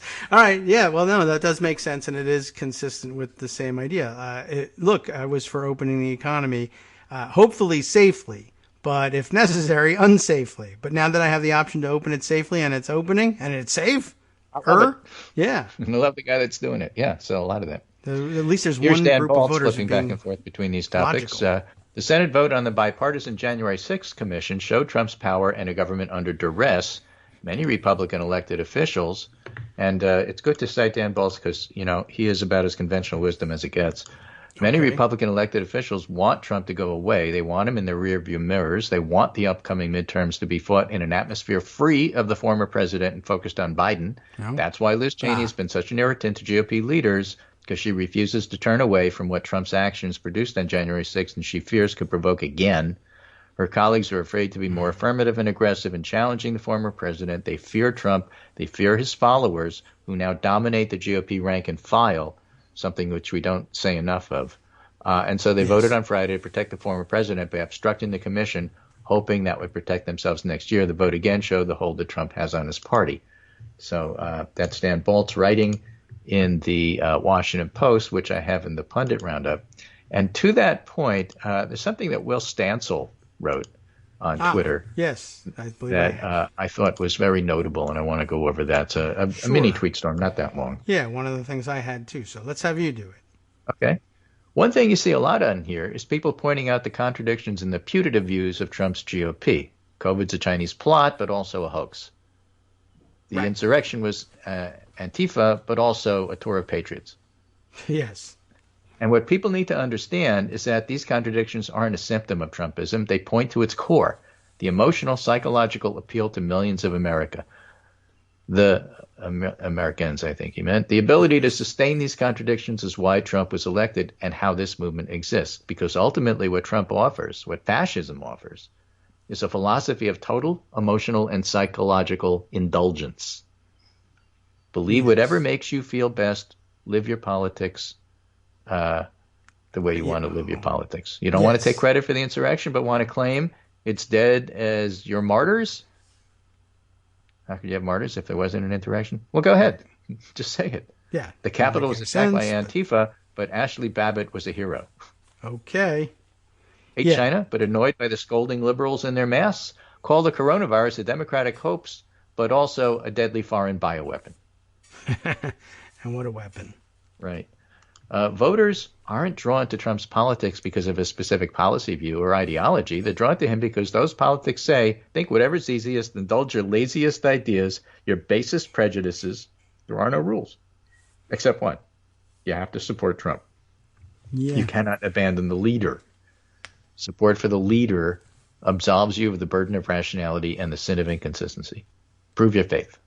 And that's why Trumpism and fascism reliably attract the worst and the weakest, the dumb, the selfish, the cowardly. That's how you get Matt Gaetz and Marjorie Taylor Greene. Yes. It's an endlessly flexible vessel for the worst vices, willing to forgive anything and let them do anything in exchange for loyalty to the strong man. And the mistake American political thinkers keep making is trying to link Trump to pre-existing ideology. Well, he's just a conventional Republican except for X, Y, and Z. Trump doesn't have an ideology. Right. Okay. Stancil says you can't understand Trump's rise without looking at the deeper psychological appeal. That's his promise to voters. That's why nothing his movement says or believes makes sense, and nobody seems to care. It's also why you can't triangulate or maneuver his supporters away.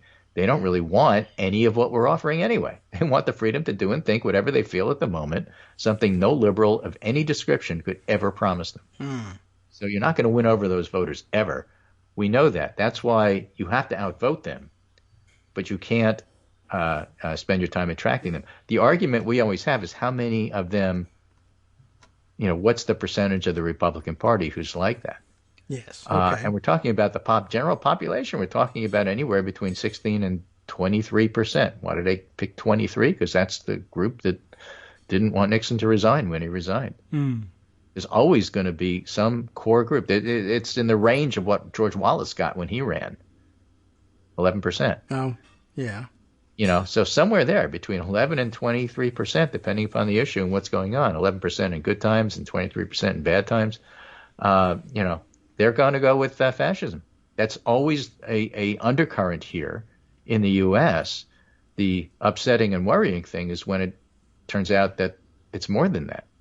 Yeah. More than 23%. Not much more. Because remember, half the country doesn't vote.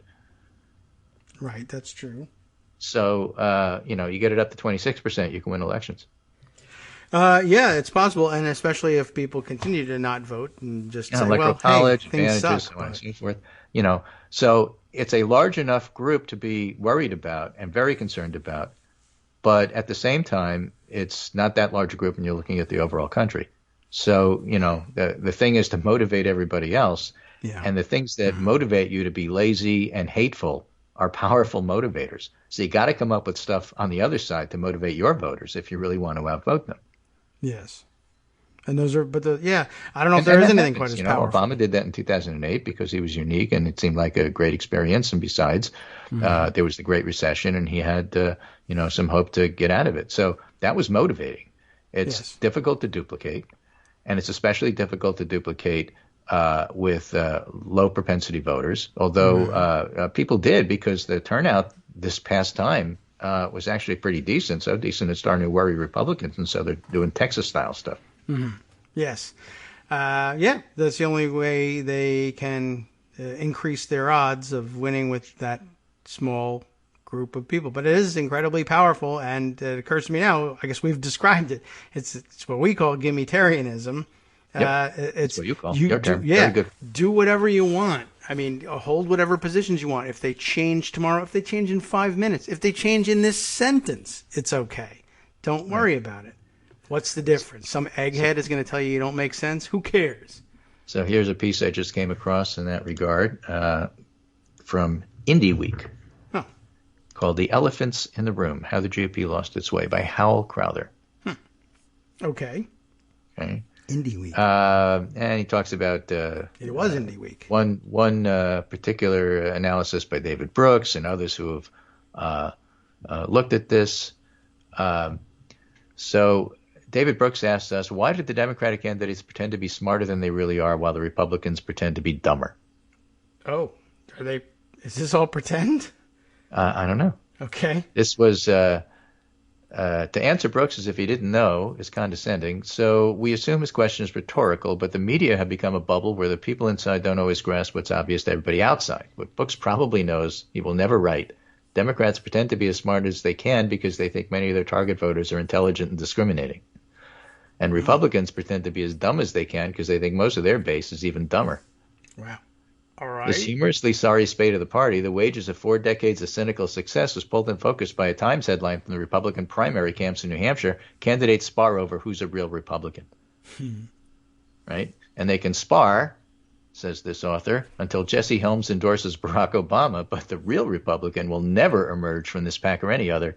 In its pursuit of power, the Republican Party has dismembered and reassembled itself so 1,000 livid sutures are showing. It's not a party, it's a Frankenstein monster. Patched together from dead and discontinued materials, organ transplants, rough pieces that look familiar but never match. Since the party symbol is the elephant, the parable of the blind man and the elephant is relevant. Touch the thing here, it's a briefcase. Over there, it's a cross. Down there, it's a bomb. Gasoline pump, pistol, golf club, maybe a noose. Republicans are no longer a party, but a loose coalition of Americans who hate different things, praying that fear and aversion can win them another 4 years of power in excess. I have to see when this article was written, but February 13th, 2008, and boy, is it relevant. Oh, wow, okay. That's something. That I did not anticipate. Yeah. How did you find that? Yeah, this guy saw it coming. Yeah. How'd you find that? I don't know. I was looking up Will Stansel stuff, and this just popped up. Somebody had said, hey, take a look at this in regard to that. Okay. And yeah, 2008. That's pretty remarkable. Yep. Wow.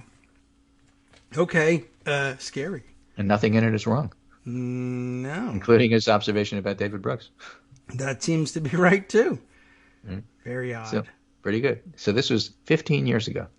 Yeah. The bottom, down at the bottom, the photo displayed at the bottom is people with Fred Thompson signs. Give you an idea of how old it is. Fred 08. Remember Fred Thompson? Yeah. What a powerhouse. Just wait until he declares. Right. Oh, my gosh. Anyway, wow, what a weird thing. And then, oh, well, maybe we're sunk. Who knows? Yeah, who knows? Okay. Anyway, I thought it was Fine. going to be relatively brief. Of course, I thought it was going to be an hour ago, but Right. that's my piece for today. Okay. And, we'll be back on Wednesday, computer willing. Yeah, I hope so. Remember how to zap all the things. Yep. Okay. I'm glad you made it here. That's the important thing. Yeah. All right. So take care and, have a great long weekend and remember what Not it's for. So great, though. Yeah. Okay. I mean, but don't be happy. But still have a great long weekend, folks. All right. Fair enough. I thought it was a faux outrage anyhow. Good. Yeah. Thanks, Greg. Take care and enjoy your Tuesday. And hope everything works for you on Wednesday. All right.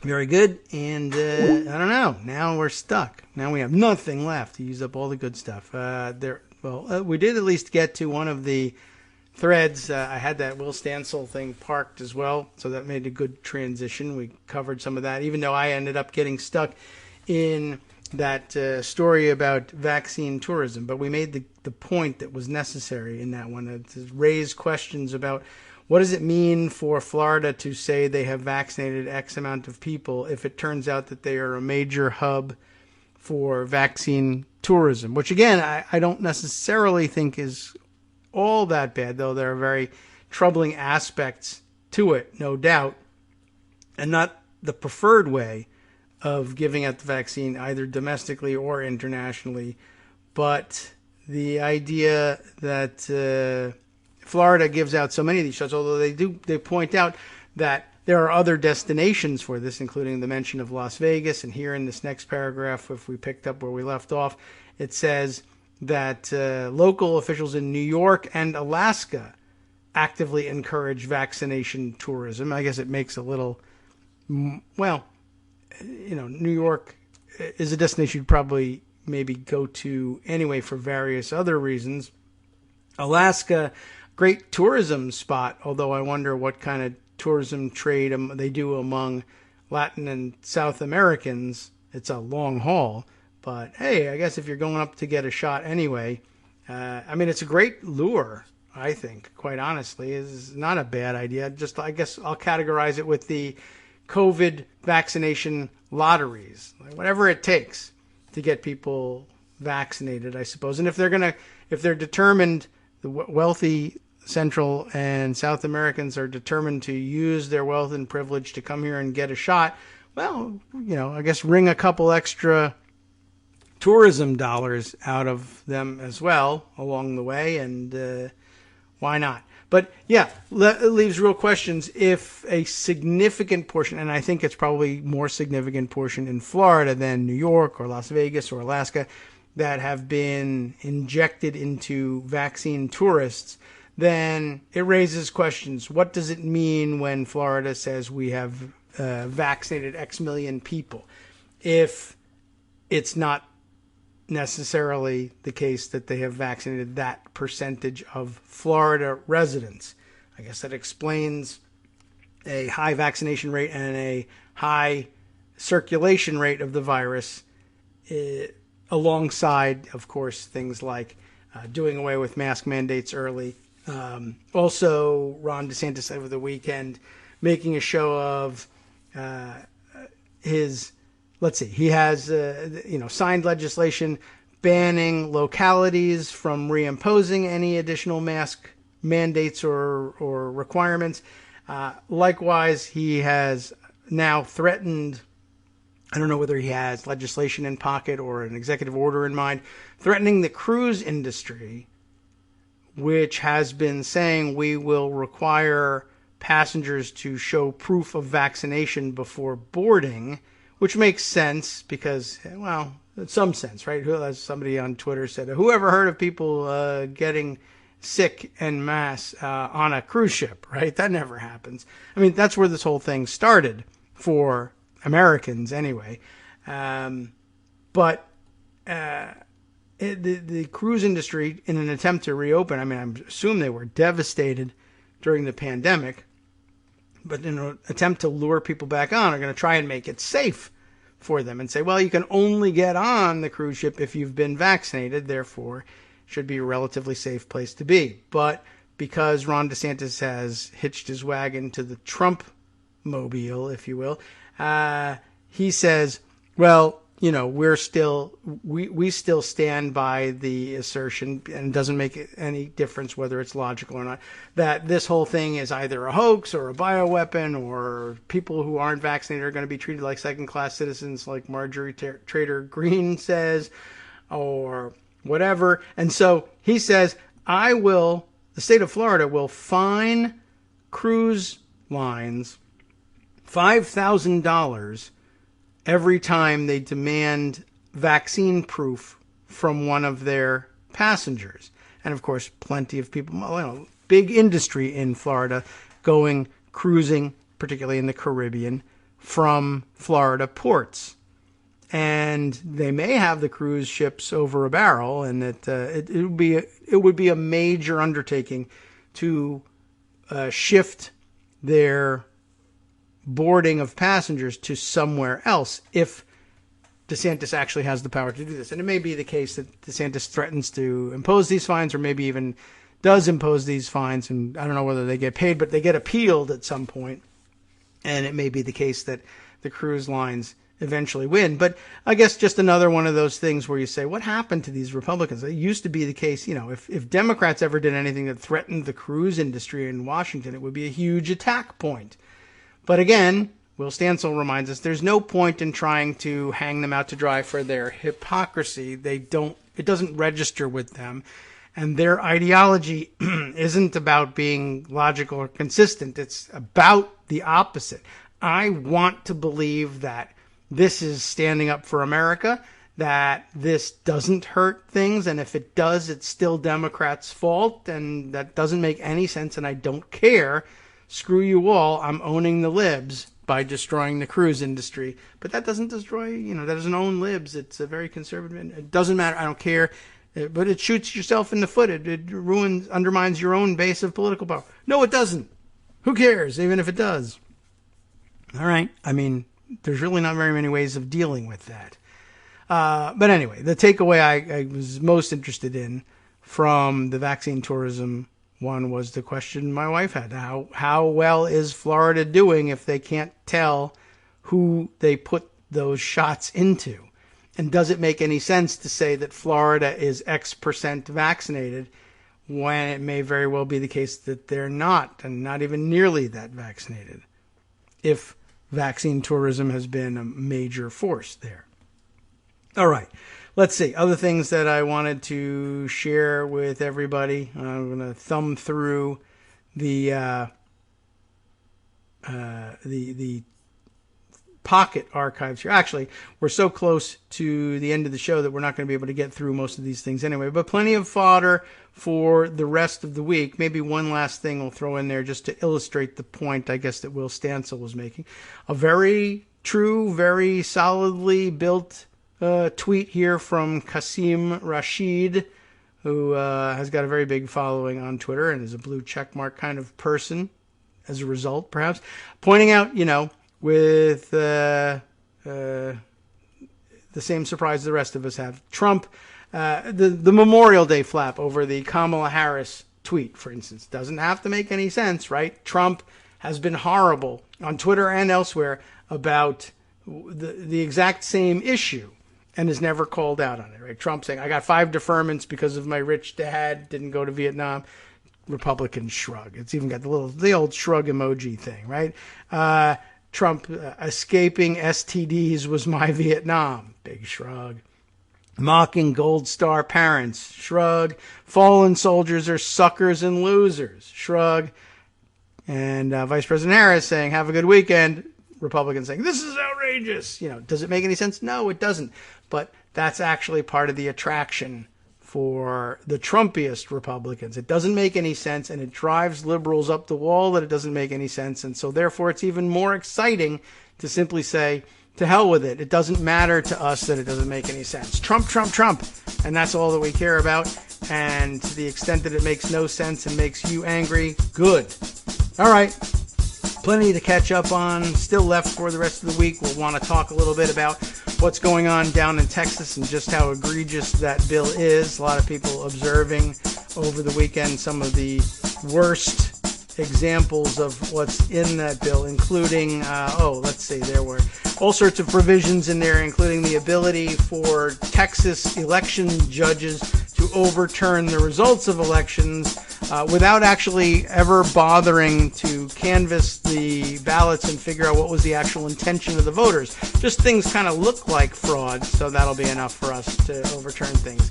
Plus all the regular stuff about closing the polling places in heavily minority areas, etc., the usual.